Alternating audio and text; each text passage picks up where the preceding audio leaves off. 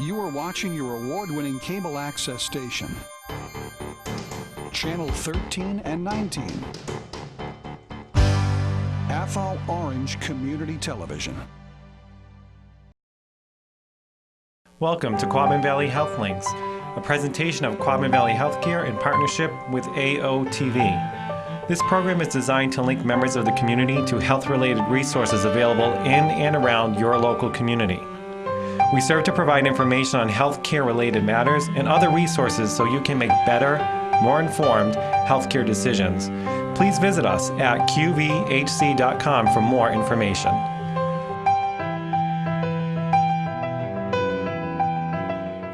Welcome to Quabbin Valley Health Links. I'm Michael Cacciadorian, and today's guests are from gvna Healthcare, and I want to welcome Kathy Kilhart, who is the Director of Elder Services, and Kristen Matson, who is the Home Care Director. Welcome to the program. Thank you. Thank you for having us. So, Kristen, let me start with you. I just wanted to get an overview of gvna and maybe its mission. If you could just talk about what gvna Healthcare is and its mission. gvna Healthcare is a large organization, almost 200 employees at this point, that provides service across multiple levels. We have a home care division, private duty, assisted living in home. We have a healthy families program that provides support and education to new moms and covers young families up to the child's third birthday. Okay. We have adult day health centers that provide care. Our mission essentially is to build communities by delivering a very high quality of service and care in a fiscally responsible manner throughout our towns and communities in Massachusetts. So is it fair to say home health agency, or is it much more, it sounds like it's much broader than It home is health. broader, yes, it's broader than home health, and I'm the director of the home health area. Okay. And how long has gvna been providing these services in this area, you know, from its inception till what it is now? What's that time frame? gvna has had tremendous evolution over the years. The agency is actually turning 110 in April, and we are providing care in 39 towns in Massachusetts, and we have recently expanded westward to the greater Greenfield area, and we're now enjoying some growth east from what we're traditionally used to. So you're not just in Worcester County? Oh, no. So you're now in Franklin County? Correct, and, yes. All counties in Massachusetts for the most part, or Worcester County, Franklin County? Predominantly still central, you know, western Massachusetts, and as I mentioned, just creeping eastward at this point. Okay, great. And let's talk about a little bit of the home care component. Working with Quabbin Valley Healthcare, we tend to interface with gvna and other home health agencies, you know, post-acute, as we call it. So Sure. after discharge, and we work with patients who require services at home. Sure. So what does that look like for somebody who's in need of services at home? You know, say, in general, I know there's probably a whole host of things that you provide, but in general, if you have a patient like who came to us, for example, for rehab after a fall, and they fractured a hip, and they go home, but they still need services. What type of services would that person receive? How does that work? Home health care is becoming a more popular, if you will, or a more heavily utilized post-acute setting of care. We tend to always be involved in someone's recovery, whether it's directly from the hospital or whether they transition from the hospital to a rehab facility or a skilled nursing center such as Quabbin. And then at that point we would come in after discharge to complement that plan of care. What the services essentially look like are an assessment, a full assessment by a skilled nurse who would go over the medication list and reconcile all of the medications, make sure there are no interactions or no risks, and would do a physical assessment of functionality and skin, strength, bring in some ancillary services such as physical therapy, occupational therapy, speech therapy if indicated. If the admitting nurse determines that there may be some indication for social work, Okay, We would sure. refer in a social worker or possibly a home health aide if there's some assistance required that's not necessarily needing the level of a nurse or a therapist. So we're able to offer in home health care a whole complement of services to really optimize that person's recovery and safety. I see. So I like to kind of drill things down to an example. So if I find myself in the hospital for some reason or another, I had an accident, and the doctor there is telling me, you can go home, but I may not have support services at home. I may still need some type of care. Sure. I don't qualify for inpatient rehab for whatever reason. Sure. What happens? How do I get in contact with gvna Healthcare? How does that process work as I'm sitting in the hospital trying to make this decision? Sure. What happens is typically your case manager or discharge planner at the hospital would offer you a few options for home health agencies that you could choose, and it's important for people to realize that they do have the ability to make the choice. Yes. And once an agency is chosen, a referral is made for you by the hospital. Okay. And the agency gets your initial information and schedules that initial admission visit in our agency within 24 hours of you arriving home. Okay, so I'm going home first before this visit. It's not a visit I'm getting at the bedside at the hospital. Okay. That's correct. So typically you would go home and the nurse from the agency would be arriving within the next day. Typically, it's the very morning after you've returned home, and then she would perform her full assessment. And oftentimes at the hospital step, they'll recommend nursing, therapy, social work, the full complement. I see. And sometimes it's initially just a nursing referral, but once our professional gets in the home and determines what the needs authentically are, because sometimes people look one way in the hospital, and then when they get home, Correct. things look a little That's a bit good point, different. yeah. And then we will, make a determination as a care team, what's the best approach, and whether the best approach is to put all of the services in immediately, or to let the person sort of settle in and acclimate and introduce therapy a week in, or, I very, see. very individualized approach. So what's the criteria? Is there a criteria? I mean, There is. And does the primary care get involved? I know on my end, we work with patients and families, and their first concern is, but my primary care, is that person going to be involved? So how does that work with you? Yes, I mean, one of the nice things about the electronic medical record is that there's been this enhanced communication between settings around patient care and delivery. So we do involve the primary care physician. There's actually a requirement in home care that a patient receiving home care services be seen or followed by the PCP within a particular time point before our services or within a certain time frame after our services. And that communication is essential, and oftentimes the primary care physician is the physician signing off on and certifying our home health plan of care and overseeing the provision of that care. And is your nurse or other provider that's in the home contacting that primary care as needed and getting things shifted, changed, ordered, whatever that may be, based on an assessment of some kind? Yep. After that initial assessment is completed, the findings are communicated to the physician, and particular orders for interventions or a plan of care are received. Okay.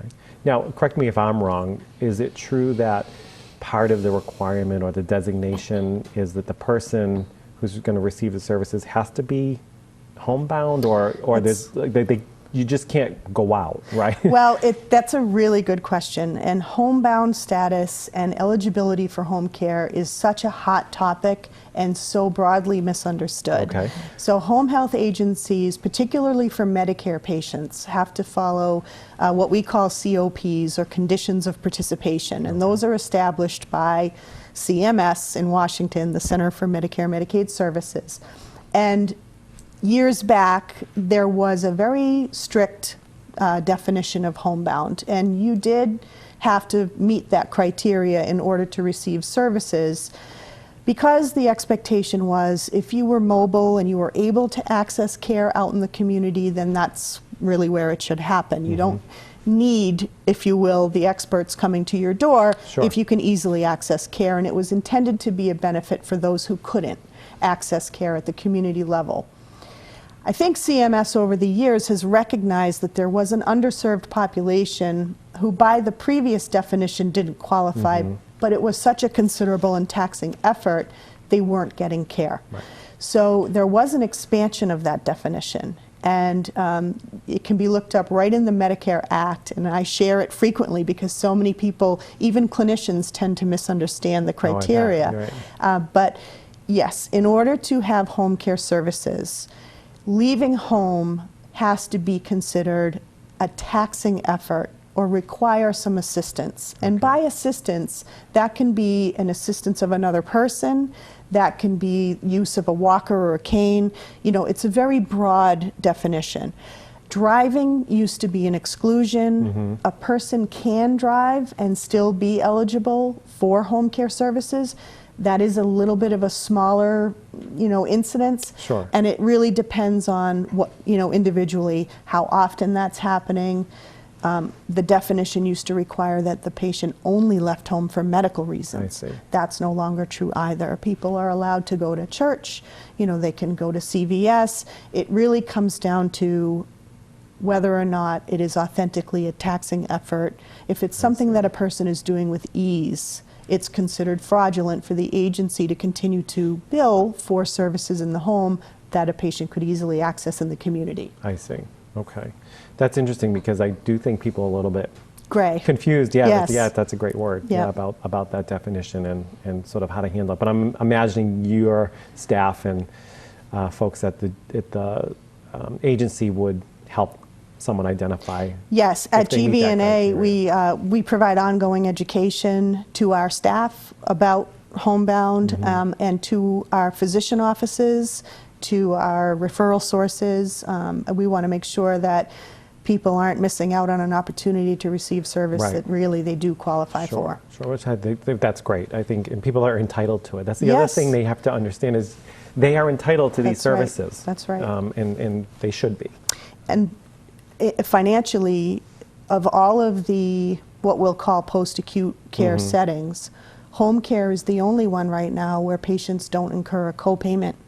Oh, okay. So when someone does have to go out into the community to, say, a physical therapy clinic or a clinic, you know, oftentimes there's an office visit Correct. copay, and sometimes those can be considerable. In home health care, there is no copayment. Now, is that So across the spectrum of insurance, or is that typically strictly it is Medicare? across the spectrum that there is Okay. not a copay. And while we're on that topic, what are your insurance contracts? Obviously, Medicare. Sure. Do you accept Medicaid, Blue Cross Blue Shield, We do. Fallon? We have All major numerous. insurance. We have certainly Medicare is one of the bigger payer sources that we do deal with, and then we have numerous managed care or Medicare replacement products, Tufts, Blue Cross, Fallon, to Is name there a few. workers' comp ever come into play, or? I don't know that we have done workers' comp. I'm inclined to say yes, but I can't say that for sure. So it'd be like a call-in check type of situation if you're a workers' comp Yes. case. What about, you mentioned earlier, which surprised me a little bit, because I'm always looking through the lens of a certain population that I'm involved with every day. But you enlightened me and said that your agency covers folks who, of all ages. Can you just speak to that? Because for me, my perception was on the older side. Right. But you're saying that's not the case. I think that home health, you know, the look of the home health patient has really changed, especially in the last decade. And we've seen a shift in age and we've seen a shift in acuity because years past, many people would go from the hospital to a step down or a rehab facility and then home. And so the home care patient was by then fairly stable. Today, we see patients go into the hospital, have a very short stay, be quite unstable still, and oftentimes come home and need a very high level of service and support from the home care agency. And so our clinicians have had to elevate their proficiency in order to safely take care of people in their home. In terms of age restriction, at gvna we offer service to all ages. We have a maternal child health program where we work with, you know, young moms, babies, infants. We have certainly had some home care referrals on younger homebound athletes, you know, needing therapy. Sure. And we've seen a younger population, again, as that acuity increased, specifically in the orthopedic population, total knee replacement and total hip. That's right. Frequently used to go into rehab. It was Correct. almost an automatic. And now we will see referrals sometimes out of Boston where they were admitted, they had a joint replaced, and 25 hours later they are home. They are home, yes. And Isn't we're it out amazing? there taking it from there. So, Yes. yeah, there is no age restriction per se. Right. Yeah. Okay. I think all of our jobs in the healthcare continuum, as I call it, so that could be hospitals, skilled nursing, rehab centers, home health, hospice. It's our job in part to make sure that people are really in the setting that's most appropriate. Exactly. And we're all working towards making sure people are at their maximum level of function in the right setting. And I know I wanted to get to Kathy about this in terms of adult day health, because that's such a big component in the continuum of care, I believe. That's correct. And I think it's underutilized. I think people aren't necessarily aware of what it is. And I'm just wondering if you can enlighten us about what is adult day health. Maybe you can first talk about the centers you actually have through gvna and what type of services you actually provide at these centers, because they're, in my opinion, vital to the success of keeping people at home. Right now we have 4 centers. The gvna has been providing adult day health services since 1984. And we started off with the Gardner Center, went to Fitchburg, to Athol, and now in Greenfield. And so what we do is we provide alternatives to the nursing home placement and also social isolation. Right.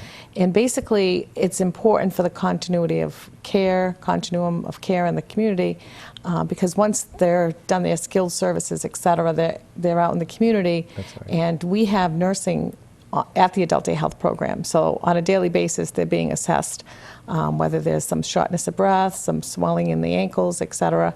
We can kind of nip it in the bud by calling the physician and omitting emergency room visits, maybe hospitalizations, because elders do go into CHF quite rapidly. Yes. So, if we can get that step taken care of at adult day health, it does avoid rehospitalizations, et cetera. So the adult day health program too also I would imagine provide some type of care respite for the caregiver. Correct. So if you are someone who's taking care of a loved one, but you still have to go to work, Right. or you have other responsibilities, you are there to help relieve that aspect of the caregiver, because it's stressful to be a caregiver on an ongoing basis. But also, like you had mentioned, it's a socialization component for the patient, or for the individual, I should say. They are receiving interaction, they're engaged, and their caregiver can get chores done, go to work, do whatever they need to do, and then the person comes home after. So what does that day look like for somebody who's enrolled in the program? How am I getting there? How long am I there? What's happening while I'm there? And then Sure. how do I get home? Sure, you're right. We do help a lot of caregivers, and we do realize how stressful caregiving is, and in many aspects we do relieve that stress for them. And basically, they know their loved one is in a safe environment. They know there's a nurse on duty at all times, so if there's any issues, they will be contacted. But the client benefits because we have, like you said, the socialization. We do a lot of music. We do a lot of activity. So basically, when they arrive at the center in the morning, we do have transportation available, and they come to the center, and we do provide breakfast. Nutrition is very important, especially in the elders, because they don't or can't provide their own meals, Sure. et cetera. So they do come in, they have breakfast, and then after breakfast, we do an exercise program daily, as well as an activity program that's scheduled in the morning and another activity in the afternoon. We have a cook on all the sites that cook right at the center. Oh, nice. Wow. So, and also they have a snack before they go home. So they do look forward to coming, not mostly, but because of some of the food. It's a big, I would. they look forward to each meal, let's just Yes, say that. yes. But it is important, and we realize that. So at the end of the day, it's about a 6-hour program. Okay. And then they go home, and like you said, a lot of caregivers do work. They sometimes make alternate arrangements, friends or family, to, watch them for a couple hours after adult daycare. Sure. Some So if they're people still provide working, transportation themselves so that Okay. they can have them pick them up at a different time than the regular scheduled van. So how do you qualify, or how do you, how is it determined that I might meet that eligibility, and is it free, or is it covered by insurance, or Sure. what's the cost? Right. We do, we get referrals from families, from physician offices, et cetera. Family members can pay for adult day health. It's about $60 a day Okay. for the 6-hour program. And there's not a whole lot of qualifications, because if they're paying out of pocket, they don't have to meet certain criteria. Okay. However, if they do have Mass Health or Network Health, they do have to have a screening done. Okay. And what it is they look at what kind of assistance you need with activities of daily living. Okay. So whether you need some assistance with ambulation, getting into the toilet and toileting needs, things like that. That's what they look at to see if you need those needs. And a lot of times people do qualify because of the nutritional part, that they're not able to make their own meals. Oh, okay. So this is different, Mass Health being different than Medicare. I think we have to Right. put that out there, Correct. because some people, when you use the term Medicaid rather than Mass Health, sometimes they think it's one and the same, Medicare and Medicaid, but this is strictly Mass Health. Correct. Or a Mass Health managed care like Network Health. Correct. That would possibly pay for you Correct. to stay there. And also, Franklin County Home Care is, they have monies provided Oh, to interesting. assist in funding. So Adult Day Health is a qualified program through Okay. Franklin County Home That's Care. So great. they have paid 1 to 2 days a week for people. And sometimes the family members will supplement and pay privately for another day, Okay, I see. et cetera. And again, they do sometimes provide funding for caregiver relief and things like that. Is it a 5-day-a-week program, or can you come little as much We as you are want? open 5 days a week, and it's flexible if you want to come 1 to 5 days a week.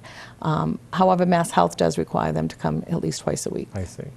What about a success? I'm always big on outcomes.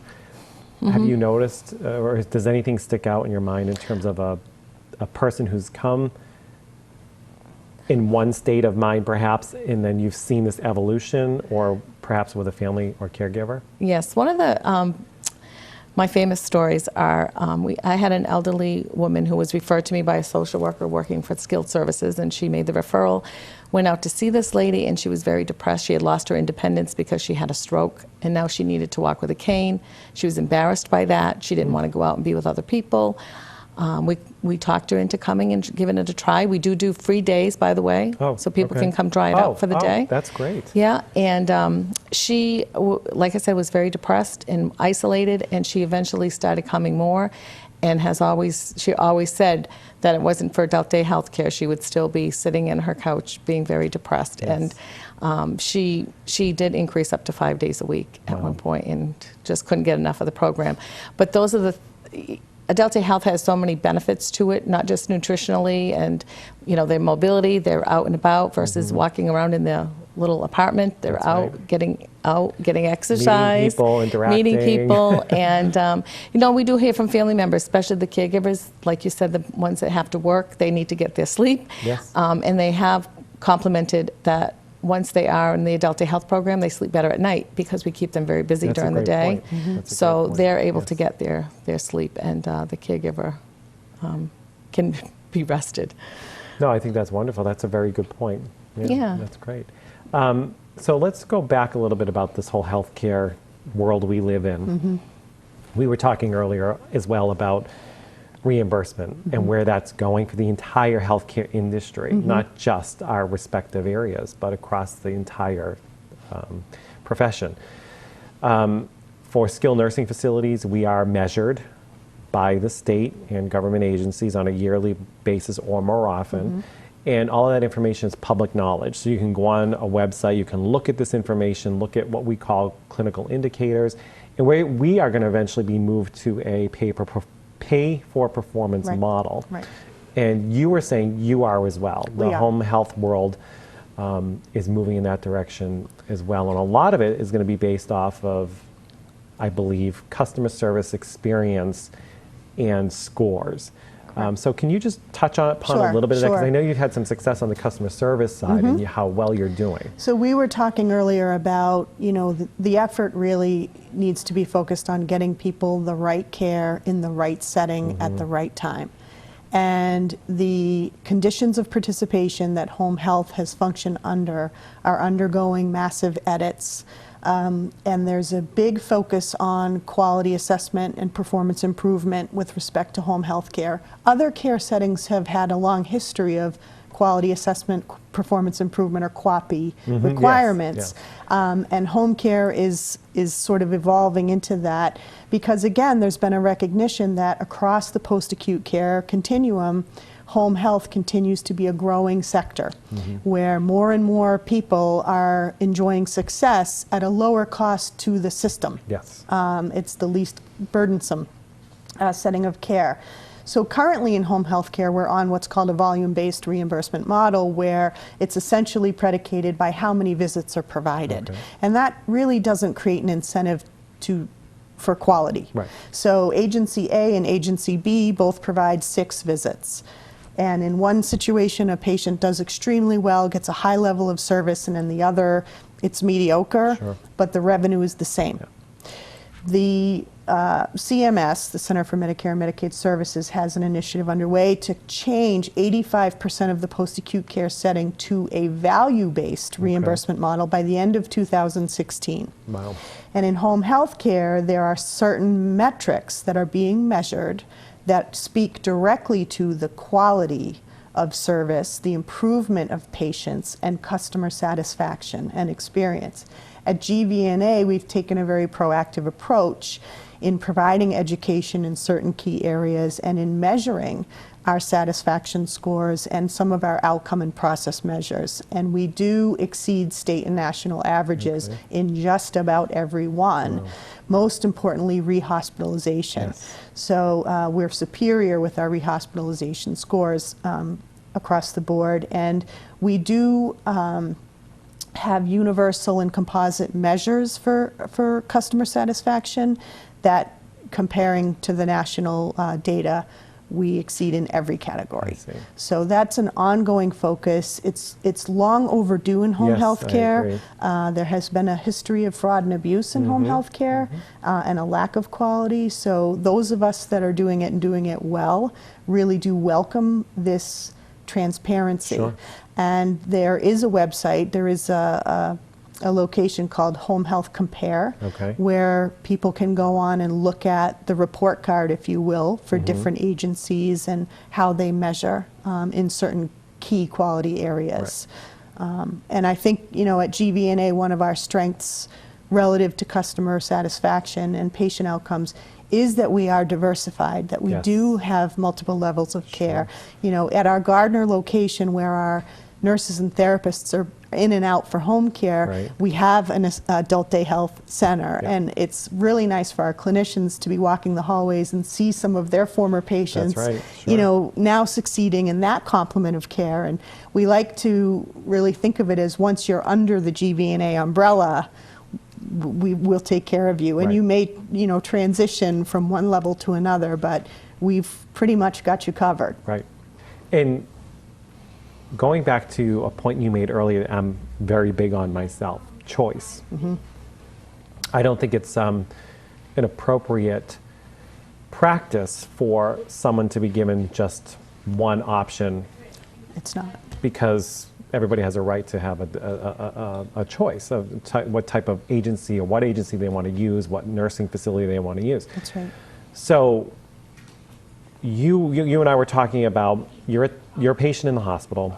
They're telling you you need home health services in order to go home and be successful. They